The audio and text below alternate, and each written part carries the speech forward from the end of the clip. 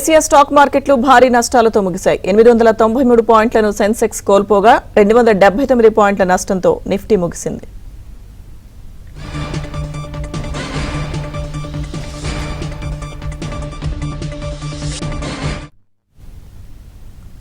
దేశీయ స్టాక్ మార్కెట్లు భారీ నష్టాలతో ముగిశాయి. 893 పాయింట్లను సెన్సెక్స్ కోల్పోగా 279 పాయింట్ల నష్టంతో నిఫ్టీ ముగిసింది. మార్కెట్స్ పై ప్రస్తుతం మనతో మాట్లాడడానికి బిజినెస్ అనలిస్ట్ సుందరరాజు గారు ఉన్నారు. Hello sir, good evening. Good evening అండి. సార్, మార్కెట్స్ ఇలా నష్టాల్లో ముగియడానికి కారణం ఏంటి సార్ ప్రధానంగా?